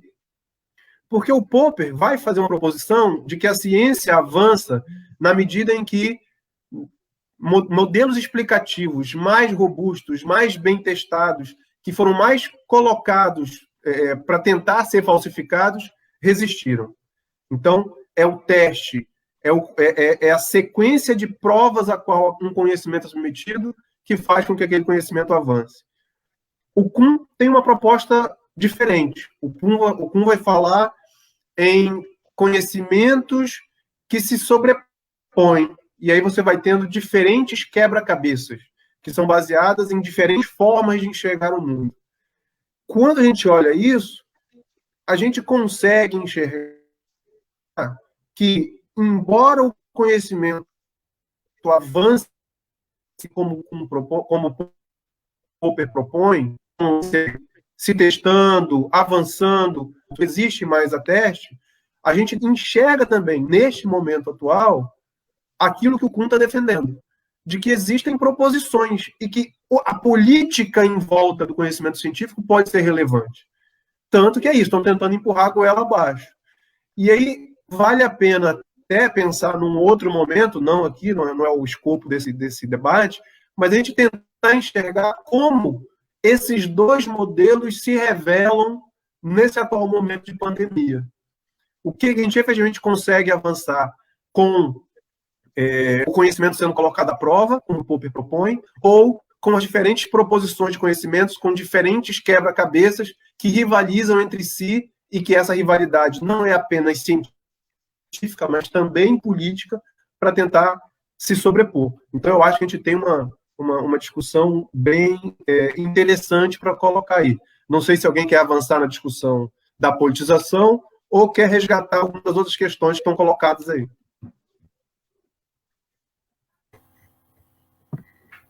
Olha, grande parte do problema que eu enxergo hoje na politização das informações é o controle que se tem sobre elas, né? Muitas vezes as pessoas estão interessadas em ter uma informação de maior qualidade. Entretanto, pelo volume de informações que chega, se as pessoas que gostam de estudar não conseguem acompanhar tudo, né, as pessoas que não têm tanto acesso assim, à informação não vão conseguir enxergar, né, uma informação de qualidade. Então, hoje, a politização, eu creio que parte muito disso, né, do controle da informação. Nós estamos bombardeados atualmente com uma série de links, vídeos, né, que chega pelas nossas redes sociais, e filtrar isso é problemático para a gente ter acesso, né, a uma informação mais segura. Então, hoje, como eu vejo essa dicotomia que se criou no Brasil, né, todo controle de informação, ele vai politizar uma questão. Esse grupo aqui é do mal, esse grupo aqui é do bem. Foi uma coisa que o Wallace falou no começo. As pessoas que estão defendendo o que eu acredito, elas são boas. As pessoas que defendem, né, o que eu não acredito, elas são más. E aí essas pessoas, elas acabam reproduzindo, né, apenas a informação que lhes convém em relação àquele tipo de questão, né? Então, hoje você politiza uma questão como essa e você acaba matando pessoas por conta desse controle de informações que você tenta cada vez mais prover na sociedade. Então, eu imagino hoje, né, que uma politização tenha que diminuir de acordo com o serviço dos cientistas se aproveitando, se aproximando mais da sociedade e da gestão pública, né? Que aí você vai ter um filtro mais direto em relação a como essas informações chegam. Se você não se apropriar, né, de um conhecimento mais adequado, de informações mais adequadas, você também não vai conseguir repassar isso, né? Inclusive, tem uma pergunta aqui nos comentários que eu estava olhando, que a pessoa pergunta sobre divulgação científica, né? Se nós estamos pagando o preço pela falta de divulgação científica nos últimos anos aqui no Brasil, né? E eu vejo muito por esse lado, né? A ciência, ela, apesar de ter muitas vezes métodos complicados e explicações complicadas, ela não pode ser colocada num pedestal. Ela tem um método diferente de outros.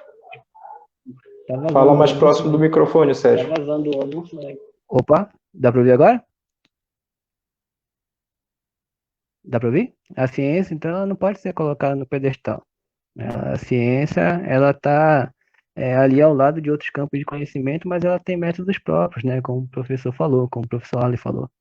Então, esses métodos próprios, eles são adequados para responder o tipo de pergunta. Então, as informações, elas têm que estar afinadas para traduzir isso para a população. Então, quando você me pergunta se a gente está pagando o preço por muitos anos pela falta de tradução, né, de informações científicas para a sociedade, sim, né, porque esse controle de informações está sendo feito justamente pelo bombardeamento, né, de notícias politizadas acerca de uma questão. Então, não somente, né, a divulgação científica, mas também uma participação mais ativa, né, dos pesquisadores em relação à política das mais variadas, né, naturezas. Então, é assim que eu enxergo a coisa, né? Politização agora está correndo muito pelo controle de informações que chegam a um determinado público.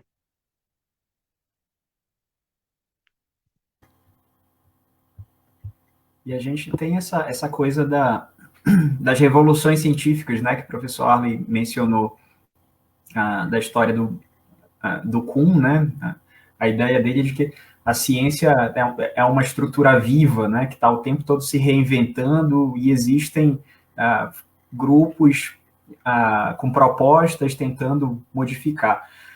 E a gente está vivendo um período que a gente chama de período de ciência normal, né, que é um período onde a ciência é relativamente acomodada, né, com o conhecimento que tem bases bastante sólidas, e isso traz algum conforto, né? As pessoas, cientistas em geral, são muito confortáveis com essa base que tem, né? Ficam mais desconfortáveis quando tem que fazer alguma coisa muito diferente, fazer uma proposta muito diferente.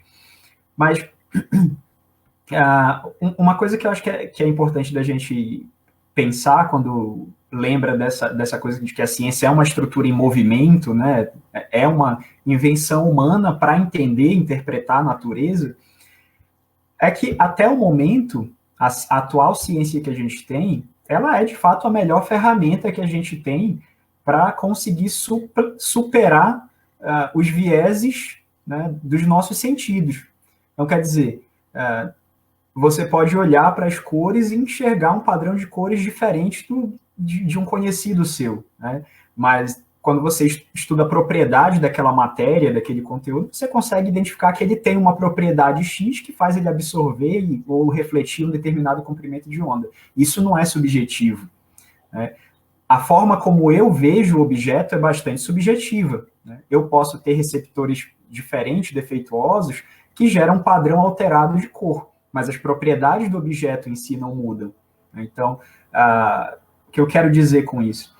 A ciência ela oferece para a gente um método, né, uma forma de a gente olhar para a natureza, deixando de lado as nossas ilusões, né, as nossas ilusões pessoais. Então, quando eu me proponho a falar de ciência e eu uso para falar de ciência somente as minhas experiências pessoais e digo que isso vale como evidência, eu estou ignorando completamente a ciência, né? Eu estou virando as costas para a melhor ferramenta que a humanidade construiu para interpretar a natureza, para entender e manipular a natureza, né? Eu estou virando as costas para isso e dizendo o seguinte: não, olha, a minha observação pessoal vale mais.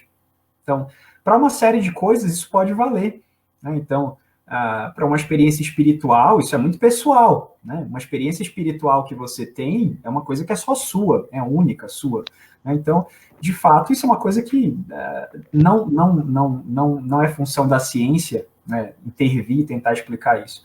Agora, quando a gente fala de intervenções clínicas, médicas, aí a gente está falando de alguma coisa que precisa de objetividade, alguma coisa que precisa ser medida pelas ferramentas da ciência, porque elas tiram o máximo possível, não é 100%, mas tiram o máximo possível dos nossos vieses cognitivos. Agora, também uma preocupação que eu tenho é que não adianta nada a gente usar, né, as ferramentas da ciência se a gente já está enviesado desde o começo, né? Então, existem estudos publicados que desde o começo já tinham resultado, né? Quer dizer, o estudo já tem resultado antes de começar. A gente, quando lê um protocolo de um estudo clínico, a gente consegue ver se existe viés de positividade. Quer dizer, antes de começar a recrutar paciente, a gente já sabe que vai dar positivo o resultado. Por quê? Porque o desenho experimental é tendencioso para dar positivo, viés de positividade, né? E isso tem acontecido muito nesse período de pandemia, com essa coisa do fast track, né, da ciência rápida, tem que publicar logo, tem que soltar logo o resultado. Então, essa é uma preocupação que eu queria compartilhar com vocês. Antes da gente voltar para essa nossa rodada, eu só queria fazer um esclarecimento para a Rita aqui, que eu vi num comentário dela, que foi o seguinte: eu não sei se foi mal interpretado, mas a pergunta é a seguinte, né? Para o COVID, em seus casos graves, deve-se então aplicar protocolos de sepse? Não é isso, não é essa a ideia. Então, eu usei o exemplo da sepse somente para mostrar que existe um paciente grave, esse paciente sempre existiu nas nossas clínicas, sempre existiu nas nossas UTIs, ele está lá o tempo inteiro, mas a gente não está usando o mesmo argumento que a gente usa no COVID, né, no paciente grave de COVID, a gente não está usando no paciente de sepse. Esse é o ponto da analogia. Não é que você tem que tratar os dois com a mesma intervenção, não é isso. O caso é que o paciente de sepse, ele tem um tratamento padrão para sepse, né? E por que esse tratamento é padrão? Porque existe ensaio clínico, existe evidência de qualidade para que a gente use esses protocolos que são usados na sepse. É por isso que a gente usa eles. Quando eu fiz essa analogia com o COVID, não é para dizer que, então, eu tenho que usar o tratamento da sepse no paciente de COVID, não é isso. É que eu tenho que usar o mesmo raciocínio, eu tenho que usar o mesmo racional. Se o meu racional para o paciente de sepse, já que ele é grave, né, que tem uma altíssima mortalidade, se o meu racional para esse paciente de sepse é que eu devo usar as melhores evidências disponíveis, e é isso que se faz, por que mudou o racional para o paciente de COVID, que inclusive tem mortalidade mais baixa que o paciente de sepse? Por que eu não usei o mesmo racional? Por que eu posso flexibilizar minha escolha no paciente de COVID grave e dizer assim, não, para ele eu posso usar uma medicação sem evidência, porque é pandemia. Quer dizer, ainda na pandemia, a mortalidade dele é menor do que a do paciente de sepse. Por que eu não estou usando o mesmo raciocínio para o paciente de sepse? Esse é o ponto que eu queria deixar para reflexão para o pessoal que está na clínica, né? Para os colegas que são médicos, enfermeiros, técnicos em enfermagem, né? Fisioterapeutas respiratórios, que lidam com ventilação mecânica. Esse é o raciocínio que eu queria, muito, assim, fazer um apelo para vocês pararem um pouco para refletir sobre isso, né? Quer dizer, por que o raciocínio da evidência científica vale para um paciente, mas na pandemia não vale? Não faz sentido. Tá? Essa é a ideia. Tá? Não é que tem que usar o mesmo tratamento, tem que usar o mesmo raciocínio, o mesmo racional. Desculpa aí, Wagner, pode fazer sua reflexão.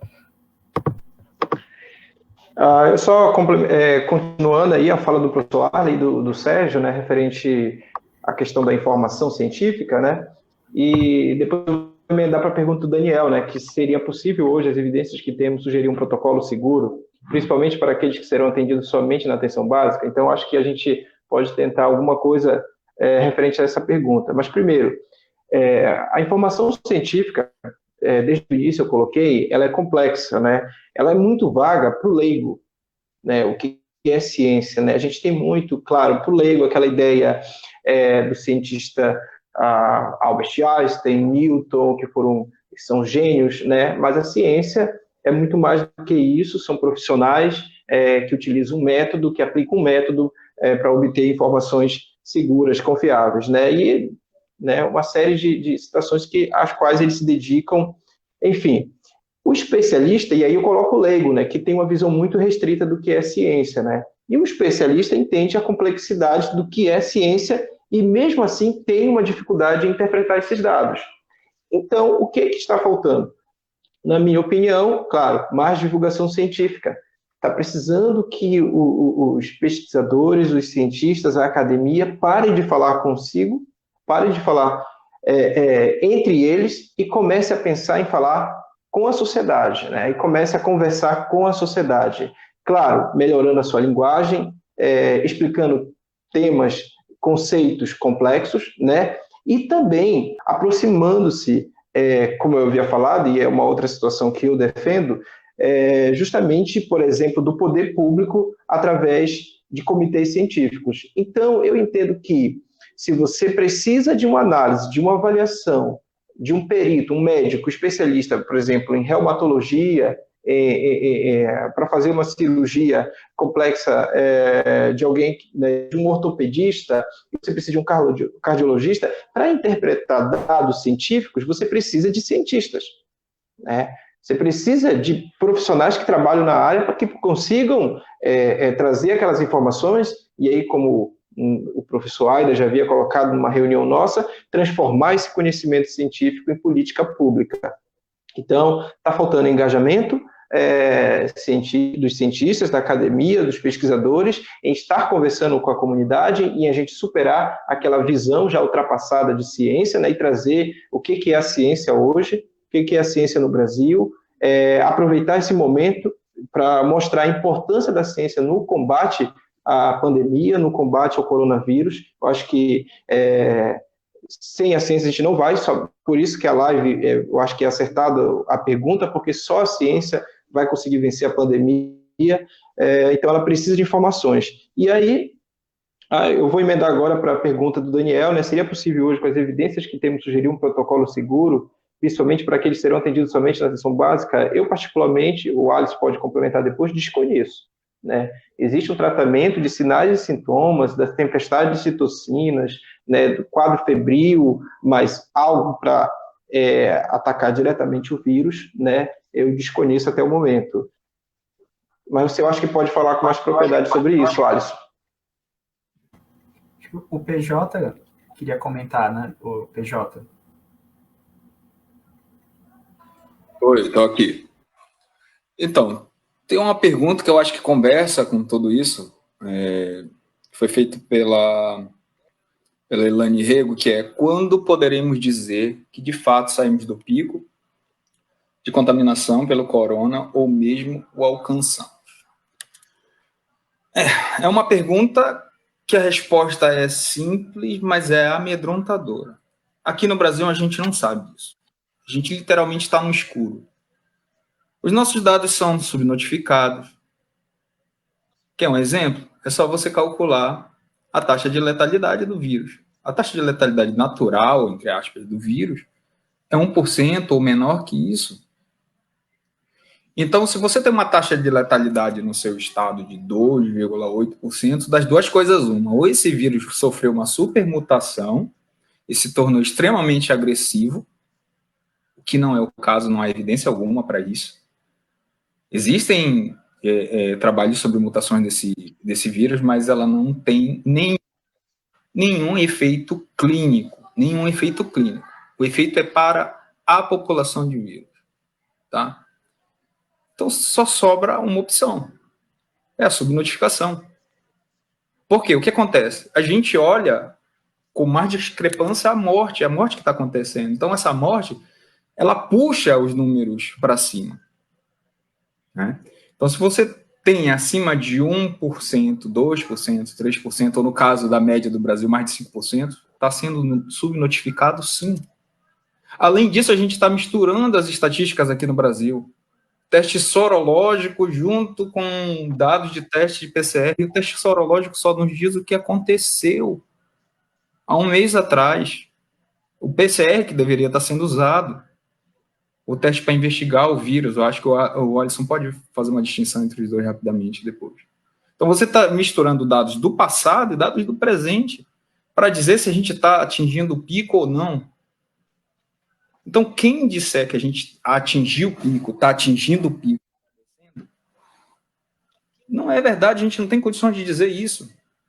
Não há como dizer isso. Só você olhar para uma curva com dados brutos, você olha e diz, eu acho, voltando para o achismo que a gente estava discutindo, eu acho que a gente já atingiu o pico porque está alto. Sinceramente, eu acho que a gente está na base da montanha ainda. Então, se eu não me engano, nós somos o país que menos testa no mundo. Eu vou pegar o caso da Nova Zelândia como exemplo. É óbvio que a Nova Zelândia é uma ilha, é pequena, mas a primeira-ministra, Jacinda, tomou decisões prudentes. Né? É um exemplo que a gente deveria ter seguido. E a gente tem estrutura para isso. Por exemplo, a gente tem agente de saúde que poderia muito bem estar formando uma força-tarefa para ir atrás não só de quem pegou, mas dos contatos dessas pessoas e monitorar isso. Então, lá na Nova Zelândia, logo que surgiram os primeiros casos, acho que em fevereiro, se não me engano, o país foi fechado. É uma ilha mais fácil de fazer isso, óbvio. Mas, além disso, a primeira-ministra Jacinda foi atrás de um comitê com especialistas das melhores universidades do país. Montou esse comitê e começou a injetar massivamente dinheiro para a ciência. Investimento na sociedade dos menos favorecidos. Por exemplo, os políticos de lá destinaram 20% dos seus salários para a pandemia. E o que a gente está fazendo? A gente está destinando R$600? Isso é suficiente para uma pessoa que parou de trabalhar? Então, a resposta é: a gente não sabe. A gente está totalmente no escuro. A gente até começou bem, sabe? E agora estamos falando de flexibilização baseado em quê? A gente está Decidindo isso baseado em quê? Fundamentado em quê? Eu acho que está subindo a curva. Eu estou vendo os gráficos. Tá sendo internado menos pessoas. Isso não é suficiente para tomar uma decisão extremamente delicada como essa. Macapá está dando sinalização de abrir para agosto. Escolas. A China está abrindo. A China tem 20 crianças dentro de uma sala, 10, 15. Aqui a gente tem 30, 40. Vocês imaginam isso? Então, a resposta a gente não sabe ainda. Não sei se a gente vai saber.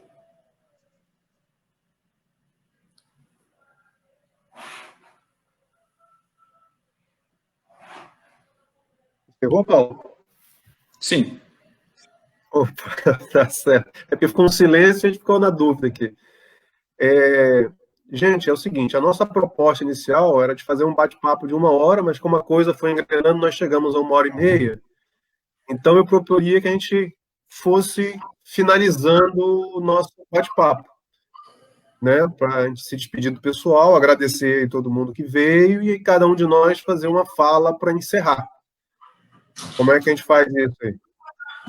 Vamos fazer na sequência inversa? A gente começou com o Alisson, terminou com o Sérgio ainda agora, a gente faz o contrário agora. Tudo bem. Vamos lá, Sérgio. Tá? Beleza. Primeiramente, né, gostaria de agradecer, né, a formação da live, de participar dela. É um tema que está muito em voga no momento. A gente falar cada vez mais sobre ciência. É importante, né, que a gente comece a se aproximar mais da sociedade. E eu espero ter contribuído pelo menos um pouco, né, em relação ao que foi discutido. Temos ainda, né, muitos outros temas, né, para se discutir em relação a isso, e aí, de repente, a gente pode marcar, né, outros momentos para tecer outros bate-papos, né, sobre vários outros temas e continuar também, né, nas respostas relacionadas mais especificamente à Covid. Então, eu desejo uma boa noite, né, a todos que estão escutando a gente aí, a todos os colegas, e é isso. Vamos para a próxima. Valeu, Sérgio. Wagner.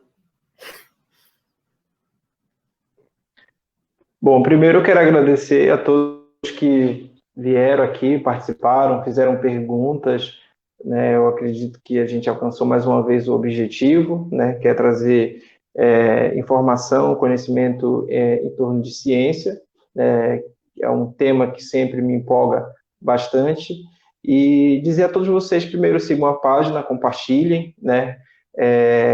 Acreditem na ciência, ela é a única realmente que vai poder nos tirar dessa pandemia, claro, e todos aqueles que adotarem práticas baseadas em evidências científicas, tá bom? Meu muito obrigado a todos, de coração. Paulo. Eu? Oi. Isso. Eu? Não, gostaria de agradecer também. Isso. Não, gostaria de agradecer também. Tá dando dúvida. Tá me ouvindo, gente? Desculpa. Então, eu sei. Gostaria de agradecer a participação. Acho que deu para eu expor um pouquinho da minha experiência dentro da academia e deixar um recado sobre a nossa página para vocês, né? Sejam críticos, continuem céticos, evitem vieses e escolham sempre as explicações mais parcimoniosas. Escutem os especialistas, leiam mais, informem-se um pouco mais dentro da ciência mesmo. Acho que é essa mensagem que eu posso passar como mensagem final. Obrigado mesmo. Eu vou dizer o seguinte, a página está no ar, a gente está com um grupo que está se organizando, isso aqui é parte do pessoal que compõe a página da discussão baseada em evidência, não somos todos, tem mais gente que participa, e tem médicos envolvidos, mais biomédicos, outros enfermeiros, então nós temos gente com várias formações, e a ideia é que a gente esteja sempre produzindo material e fazendo novas lives. Então, na próxima, trazendo gente com outra formação, outras pessoas que compõem o grupo, e mesmo convidados, a ideia é essa, para que a gente possa falar sobre os mais variados elementos que estão colocados aí. importante que a gente consiga ir colocando essa temática para que a gente possa efetivamente utilizar a ciência como referência e, nesse sentido, apontar um lastro para as políticas do Estado.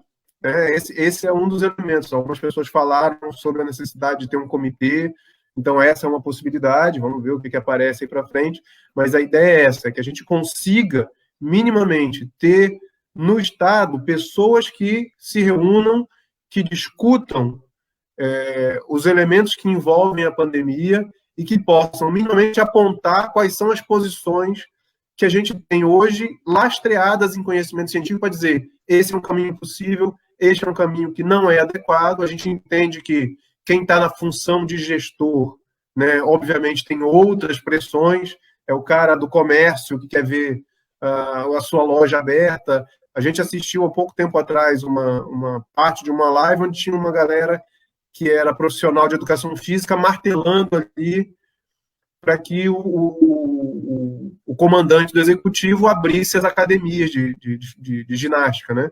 Então é isso, tem várias pressões, a ciência é uma das pressões, mas existe a galera que está no comércio, a galera que quer ganhar o seu dinheiro, a galera que acha que ficar em casa não é uma alternativa, e ele precisa trabalhar o dinheiro que ele tem, o dinheiro que ele não tem, a ajuda do governo federal, se vai vir, se não vai vir, se as pessoas vão receber dinheiro ou não vão, tudo isso se soma, e aí o gestor tem que lidar com todas as questões.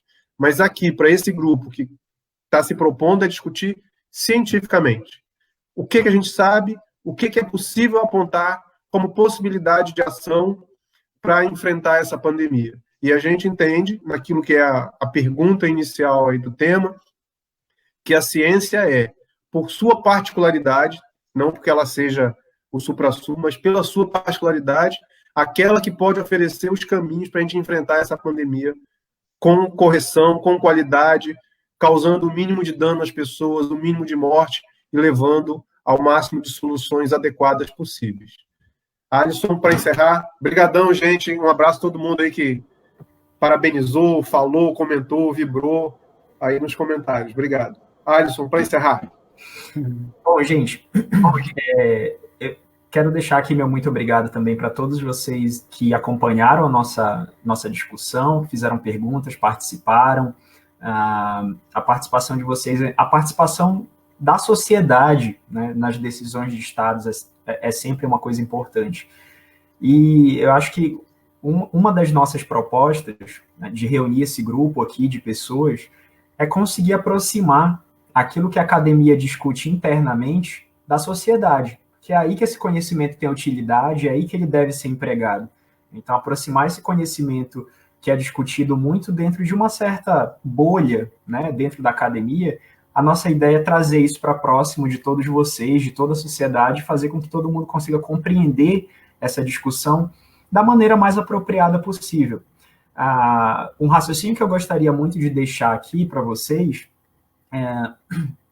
é o seguinte: vocês vão ouvir muito ainda, tá, de muitos lados, de muitas pessoas, coisas como a gente está aprendendo coisas novas todos os dias, isso é verdade, né? A gente está aprendendo todo dia alguma coisa nova com a doença, com o vírus, com a sociedade, como a sociedade se comporta frente a uma pandemia, um evento adverso, né?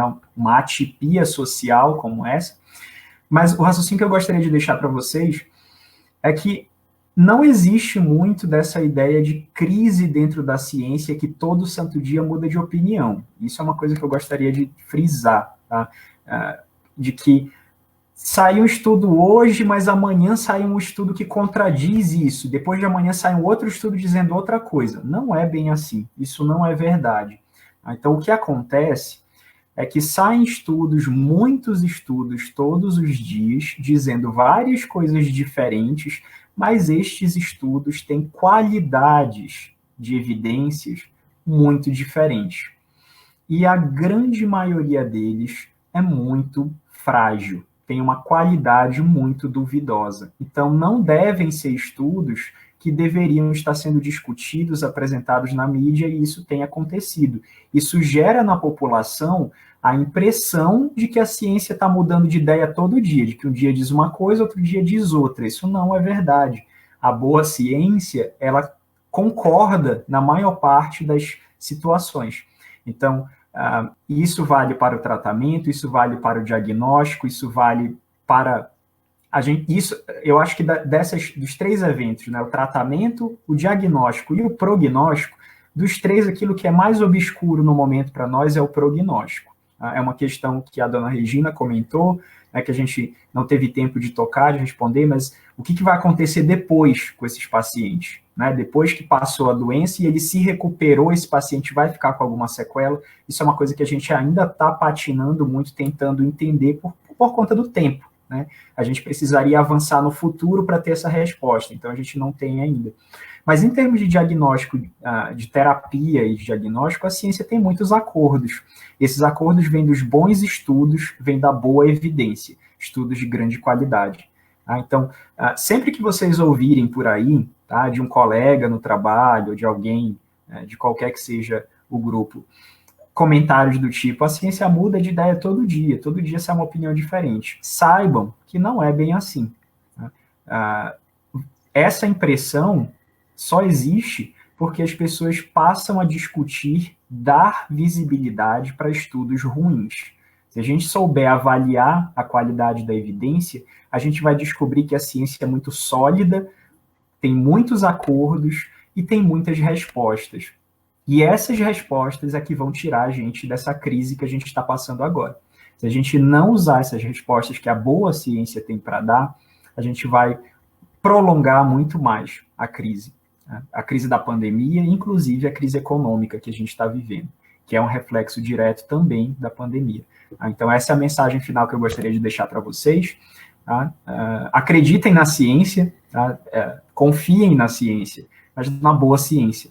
Então, confiem na ciência que avalia a qualidade, que é crítica, que não simplesmente aceita passivamente aquelas ideias que são colocadas ali, que avalia criticamente, observa as fragilidades, observa a força, a solidez do estudo e consegue concluir sobre a possibilidade de usar aquele estudo como uma ideia para intervir clinicamente. Tá? Essa é a mensagem final e meu muito obrigado para todos vocês. Obrigado, pessoal. Gente, não deu para responder as